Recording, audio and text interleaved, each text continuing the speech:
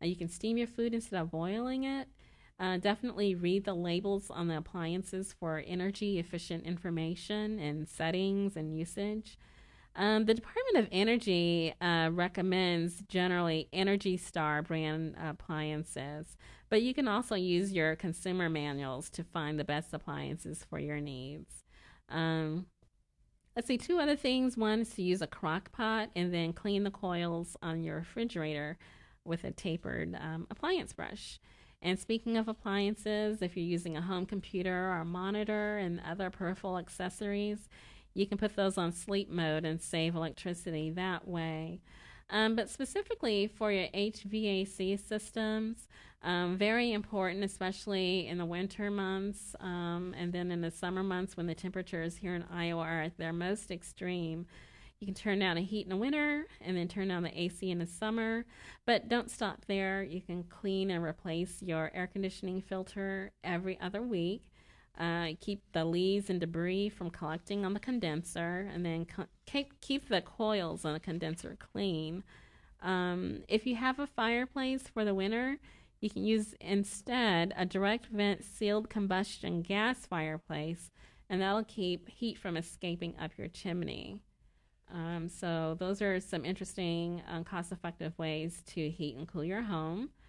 Something specific for summer: lower the shades to keep your rooms cool during the day, and then raise the windows to keep the rooms cool at night. And then you can also use a window fan blowing in on the lower level of your home to pull in cool air, and then use a window fan on the top floor facing out to suck the hot air out.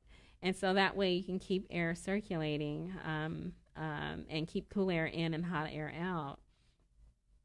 For the wintertime, you can open your shades in the sunny rooms to keep them warm in the winter, and then also use thermal mass in those sunny rooms to heat the home after the sun goes down. And thermal mass is basically filling like a big oil drum or a plastic container, painting it black or actually purchasing it black, filling it with water, setting it where it can be warmed by the sun, and then after the sun goes down, that heat stays in the water, and then thereby it heats your room after the sun goes down. It's a little trick you can do for the winter time.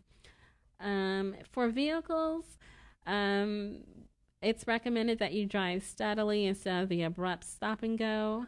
Tell that to someone who's stuck in the traffic after work. But in general, it's recommended driving steadily. Also, on your car roof racks, they're a drag. The air drags on it, so you expend more gas.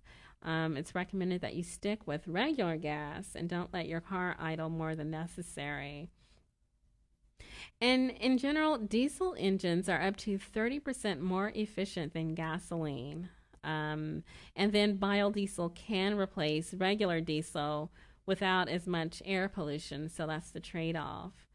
Ethanol, in terms of ethanol, E10, 10% ethanol can be used in regular gas engines for cleaner engines and better performance without any modifications. However, ethanol E85 or 15% ethanol does require modifications to the engine because of the corrosive effect of the alcohol. And so that's another controversy with ethanol, which is pretty much getting it from all sides. The fact that car owners and have a very, I guess, understandable maybe hesitation about using E85 because they're afraid of damage to their engines. But if your engine is modified specifically for E85, it should be okay to use.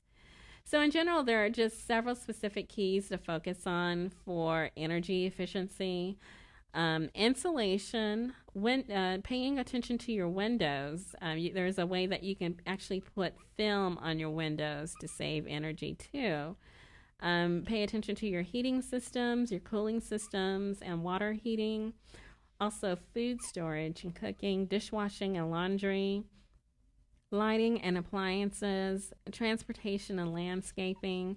There's so many tricks that you can do to save energy and keep more money in your pocket while our politicians and local leaders are trying to work out how they're going to implement solar and wind and ethanol and hydroelectricity and upgrading the power grid and trying to figure out the high speed rail. These are things that you can do in the meantime on your own. Is go through your house and do an energy audit, find out where you're losing money through one of these areas that I just read off, and then take steps to plug in those leaks and keep that money in your pocket, whether it's upgrading your appliances or getting out the caulking gun or insulating.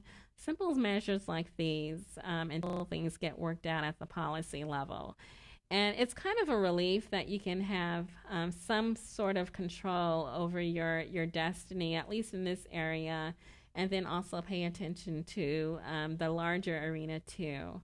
My name is Lee, and again, thank you very much for watching this episode of Blue.Green.Fusion. The next episode is the same time next Saturday. It's going to be on stormwater management. And hopefully we can get some input from you if you've been making efforts in your own lives to contribute to the green economy, to focus on your own job creation as part of the green economy. Definitely want to hear your thoughts and your ideas that we can share with other viewers. All right, happy Saturday, everyone. Take care.